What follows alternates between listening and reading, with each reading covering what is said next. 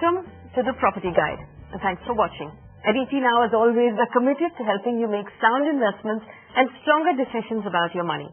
This is a weekly, comprehensive guide to India's property market. We have reports, we have reviews, and we have lists of projects that you can use to find the right home and make the most profitable and efficient investment when you buy real estate. Remember, you can send in any question you have about buying property to the Property Guide at etnow.com. On the show this week, we'll start by focusing on Hyderabad. We'll find out why it's an interesting investment destination right now. We'll review the micro market of Gurgaon and look at properties right now that you can get a good deal on.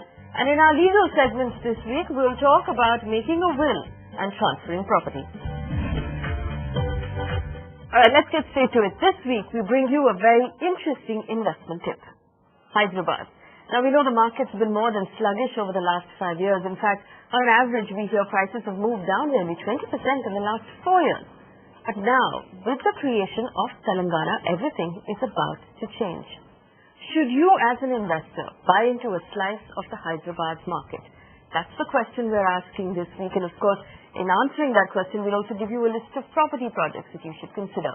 And before we start doing any of that, my colleague Avan is here with an update of how the property prices have moved in Hyderabad over the last few years. Avan. Thanks for that, Faye. Well, the property market in Hyderabad had a great run between 2005 and 2007, but the political uncertainty over the last 6 years has taken a toll. The prices of residential property in posh neighborhoods of Banjara Hill and Jubilee Hills have barely moved the needle in the last 5 years, moving by just 400 to 800 rupees. The prices of mid-range property here are 3,500 to 4,200 rupees a square foot.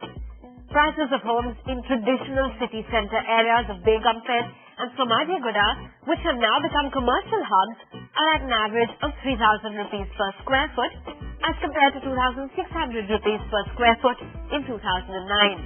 That's an increase of a mere 400 rupees over a time frame of 5 years.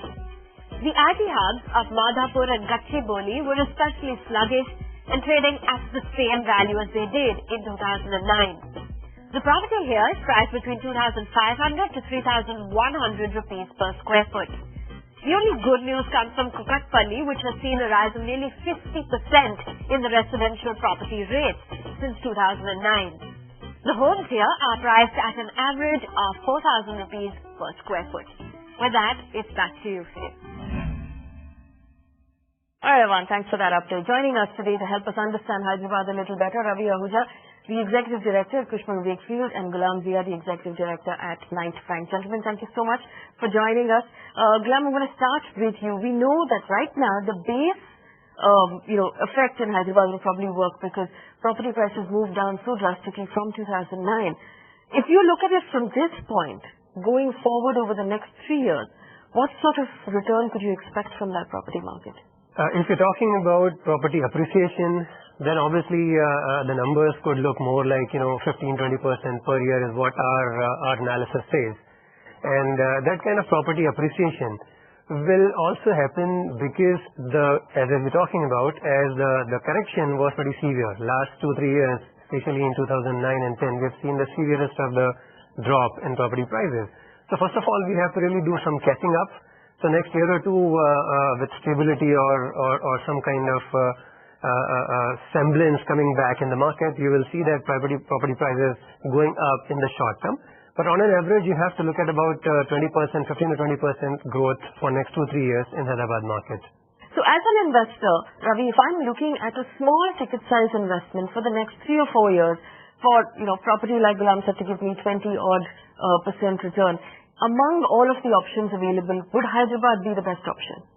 Now that the Telangana issue has been kind of pre-decided by the CWC announcement that came in sometime in June, July, that Hyderabad will remain a joint capital for the next 10 years, I see Hyderabad city stabilizing after all this, yo-yo ride.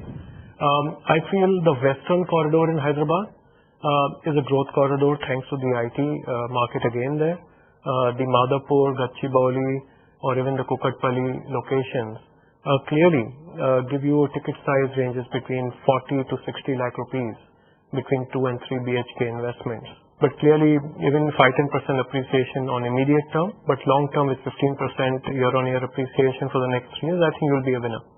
Salam, what about if we come closer towards the city where there's more social infrastructure, Banjara Hills, Jubilee Hills, Begumpet, those areas, Srinagar Colony, those areas, do we expect to see the same kind of growth in places within city limits right now? Well, I would be bullish on this in these regions because number one, these are in the center of the city. And number two, for a long time, the wealth was really set aside and not invested because of uncertainties. And these are the locations where ultimately you would want to belong to.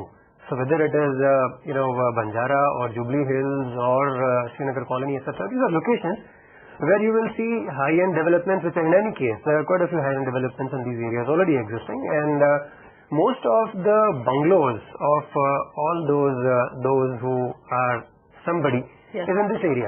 So going forward also, it's, attracts likes, and then you will have many of them coming over here. So there could perhaps be a kind of a rat race to be in the right location in the city. And hence I am very bullish on this area. These localities will see sudden upsurge in prices. Now we have another question for you. There was a slightly disturbing report about the fact that, almost 33,000 units that have been built in Hyderabad have remained unsold for the last couple of years, which means that it will also take some time for all of this inventory to be absorbed. So how long do you think it's going to be before we actually see the needle move in the city? Yeah, I think you're right. Out of some 50-odd thousand units, our estimate is 30,000 are towards the western corridor. And a lot of it has remained unsold for the last 2-3 years thanks to the political environment there. But I think it's going to pick up the absorption in terms of buyers are going to come in. Many other cities have seen almost a dry spell with investors, and investors will find these pockets to be far more investor-oriented, far more lucrative for appreciation, and therefore I think there will be a like of both actual users and investor demand over the next 12 to 18 months. In fact, here's a list of projects in Hyderabad right now recommended by Cushman & Wakefield that are currently open for booking and are available at very good rates. Take a look. The loads are Beleza at Kukatpalli at 4,600 rupees a square foot, the Phoenix Golf Edge in Gachibowli at 5,500 rupees a square foot, Aparna Aura in Shekipet at 5,000 rupees a square foot, My Home Abra in High Tech City at 5,000 rupees a square foot, and FF Green Grace in Gachibowli at 3,000 rupees a square foot. Can you give us a couple of builders or a couple of projects right now that you are advising your clients to look into? Yeah, I think the PBL, township kind of 20-acre, it's, well, not a township, but it's a 20-acre self-sustained campus with social infrastructure. They are bringing in a school, they are bringing in, amenities over there. Could be one such, project. The others are the Aparna Cyber Zone, which is coming up again at Gachibowli. That's about 100 acres and being developed in phases. That again has seen some good appreciation over the last 12 months, already 8 to 10%. I think that appreciation may continue. These are on the mid segments. On the luxury side, I think with Brigade, having launched at Banjara Hills at about 10,000 rupees a square feet a few months ago, has already seen appreciation of about 11,500 rupees a square feet. Alright, I want to take a few questions from our viewers that have come in on Hyderabad. Suvarna Jain has written in, he wants to buy property at the Mantri Celestia in the Gachibowli area of Hyderabad, quoting at 3,800 rupees a square foot. He wants to know if this is a reasonable rate to pay for this project and if it's a good project to invest in. Do you want to take that question? I think Mantri Celestia, if I recollect, is a project that is nearing completion or is at least at advanced stages of construction. So it's a good idea. It's a safe investment in that sense. But it has already appreciated from the earlier 2,800 rupees, which I think it was launched at, to today 3,800. Having said that, I think the appreciation will continue.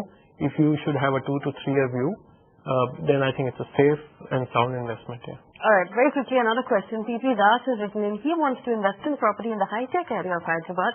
Both of his children will probably work in that area. He wants to know if it's a good area to invest in. Gulam, high-tech city? This is the area, the entire Gachibowli, Madhapur, high-tech and so on and so forth. These are all like Kukatpalli, and it is actually extending towards ORR. But these are the areas where it makes sense to be around because most of your ITS organizations, companies, MNCs are located here, and going forward it will only grow. this location that the gentleman has identified is actually absolutely apt, and I would also would want to be there in that location. Right, it's time for a very short break. When we come back, we're going to discuss investment options in Gurgaon. We'll find out if the discounts are currently on the table right now and if you should be investing. Don't go anywhere. Welcome back. You're watching The Property Guide on ET Now. Thank you for staying with us. Our guests, Ravi Ahuja and Gulam Zia, are still with us in the studio, helping us make sound decisions when it comes to buying property. It's time for our micro-market review. And this week we're looking at Gurgaon. It's one of those locations in India where there was a lot of activity over the last few years, but we have noticed a slump creep in. And we've also heard that on the ground, developers are now open to offering discounts. We also look at a few projects that are currently available on discount in Gurgaon. The DLF Aurelius in DLF Phase 5 was quoting 30,000 rupees a square foot 6 months ago. The price has now been revised downwards to 27,000. DLF Magnolias in the same location was priced between 23 and 24,000 rupees per square foot 6 months ago. It's now quoting 21,000 rupees per square foot. The DLF Icon has dropped its price by 1,000 rupees a square foot and is now quoting 14,500 rupees. The Ambience Caltronia on NH8 has been revised from 18,000 rupees per square foot to 16,000 rupees per square foot in 6 months. And the ITC Laburnum on Shishant Lok 1 has dropped its price by 1,000 rupees a square foot over the last 6 months. Alright, I'm going to bring in Ravi here. We talked about Mumbai last week, but this slump that we're witnessing in Gurgaon right now is far more extensive. Can you tell us what's causing this slump? I think this slump is ongoing. How much it will slump is anybody's call. It's a pre-election year, like we know. Markets are bad. It wouldn't be wrong to say another 5-10% fall. Already, brands like DLF and others have started giving significant discounts. We've seen examples where DLF, is quoting at the Golf Course Road 25,000 rupees a square feet for their project Kanhaiya and offering upfront 4,000 rupee discount, as a very open market situation there. So I think the discounts will continue. 4 can become 5 or 6,000, anybody's call. You sit with the checkbook, and I'm sure these rates can be negotiated. Well, I'm driving a harder bargain over the table on Gurgaon right now. Would you advise an investor to buy in Gurgaon at this point? Well, yes, I would advise investor to buy. There are two views, perhaps. First of all, if today, assuming that the prices have fallen down, obviously it makes a case to take a position. I firmly believe, based on our analysis, that this is a temporary situation, and some 10-15% correction in the prices does not really mean anything. So today, if you have prices average prices ranging about 10,000 to 12,000 for Gurgaon, and looking at going up to 20,000, 22,000, I don't think it's something which is a big task. It has to happen. So if you are buying an apartment today with a price points of about 12,000 to 13,000 rupees, right projects, right locations, then I don't see a reason why would it not go up in the next 2 to 3 years. Does the fact that a lot of the projects that were launched in Gurgaon, especially in the Golf Links Extension Road over the last 5 years, have not been completed, and there have been delays of 3 years, 2 years, should that cause concern for someone who's getting in at this point as an investor? Frankly, real estate is something where delays don't matter a lot. Delays do matter, but in situations where it actually crosses perhaps a decade. We have seen in Mumbai projects actually taking decades, and from the very, very reputed developers like your Central Mumbai developments, like your Planet Godrej or Peninsula Heights, etc., have actually taken almost about a decade to deliver for various reasons. So actually buyer understands, and I haven't seen any buyer who because of delay would have lost money. Because delays essentially mean the price is going up. So even if you have to wait for a year or two, you ultimately would obviously make some more appreciation on the property. What's your favorite location in Gurgaon right now? Well, I would punt on Dwarka Expressway, because going forward we're talking about a serious improvement in infrastructure when the Dwarka Expressway connects Gurgaon. It's an alternative to current Delhi-Jaipur highway. So with that happening, new connectivity falling into place, currently the biggest problem, anybody you ask to, the toll naka is something which is a make or break for anybody who's trying to get into Gurgaon. So with that new road coming up, so you will have a serious debottlenecking of the entire region. And on that road, we shall see huge amount of development, and you'll be actually closer to Delhi and Dwarka. Ravi, location and project in Gurgaon right now, what would you recommend? I think the expressway, which Gulam just spoke about, is clearly a long-term, and therefore, if you have a view of 5 to 7 years, you must bet on it. But I think the Gurgaon-Manesar belt is still a belt where Sector 81, 87, Sector 81 to 91, that's the new found corridor which is going to grow. And we've seen that just after the toll naka. This particular location has seen some tremendous interest from reputed developers. For example, Vatika over various projects has taken about 500-acre bet on that location. I think that location with the Vatika city and some of the projects of that nature, Godrej, again a very reputed name one can bank on in that belt, one could look at investing. Alright, so that was Gurgaon for you. We hope you got that down. If you have any questions about anything you heard on the show so far, feel free to write to us. There's an email ID at the bottom of your screen. We have a couple of questions that have come in already from viewers who saw last week's show. Pritesh has written in. He wants to buy a 2-bedroom apartment in Bangalore in Whitefield, Sarjapur Road, Martahalli, ORR, Electronic City. These are his options. His budget is 50 to 60 lakh rupees, and he would prefer to buy property that's almost ready to move in or ready to move in by the end of next year. He wants to know if there's a project you would recommend that's close to perhaps tech parks, malls, hospitals. So he also wants a social infrastructure. It's a bit of a tough ask, 50 to 60 lakh rupees. What would you recommend he does? In Bangalore, clearly the outer ring road is the Sarjapur Marathalli, which he himself has quoted. Outer ring road is the location where we see a lot of IT campuses. And I think with employment taking shape and with so much of supply coming there, it is a no-brainer that residential will remain in demand, and therefore the growth story will remain intact. Projects such as Purvankara, Skydale, or even Prestige on that Sarjapur road are clear winners. I'll try and take another question. Pavan has written in. He wants to buy an apartment right now, and he's considering the Neemrana project in the Asiana Housing Society, which is coming up in Rajasthan, right next to the NH8.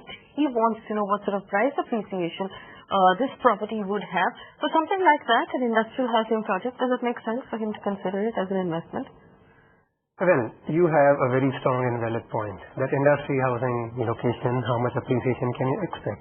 Now, appreciation I would be also wary about. I would also not peg it at more than 10-12% per annum kind of appreciation that this location would fetch.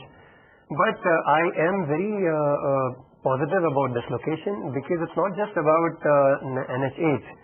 It's also about the freight corridor, the DMIC that we're talking about, and Neemrana is actually identified as a node on Delhi-Mumbai Industrial Corridor. And with that, huge amount of interest is already being generated for this location.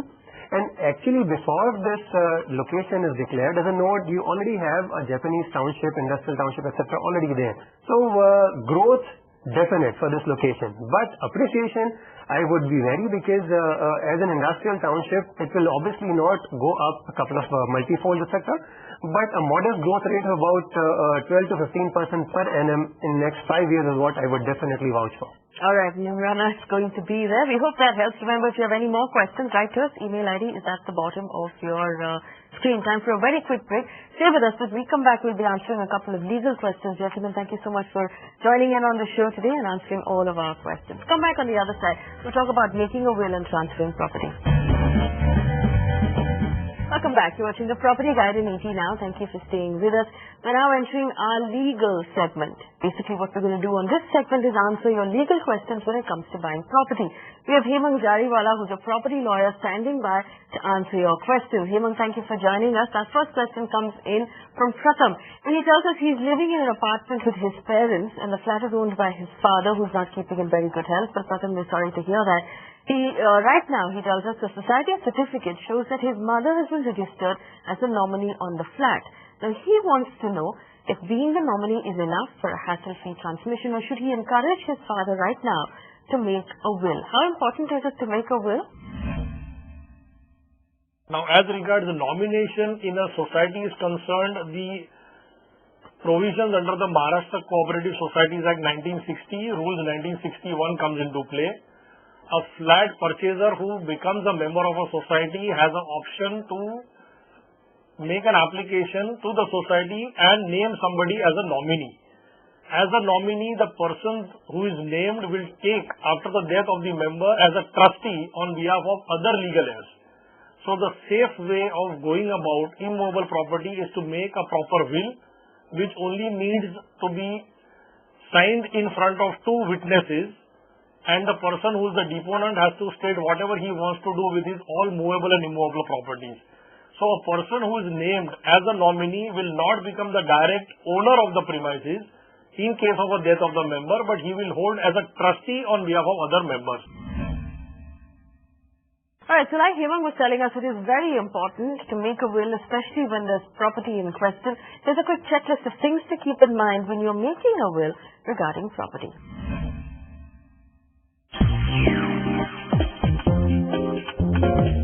Here's a quick process you can use to write a will if you own a property.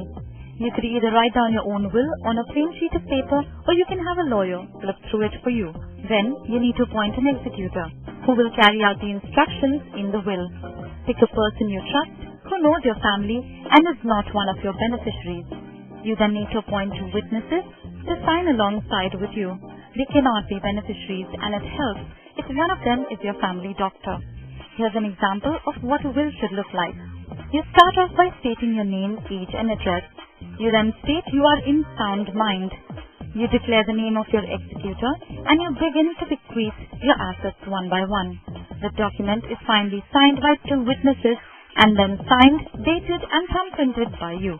Once you're done writing your will, you could have it registered with the district court. Alright, so that's a wrap on the property, guys. Thank you so much for watching. Our email ID is at the bottom of our screen. You can write to us if you have any questions about property. You'll find a copy of this show on our Facebook page, and you can reach me personally on Twitter. Send in any question. Let us know what you thought of the show. Thanks so much for watching.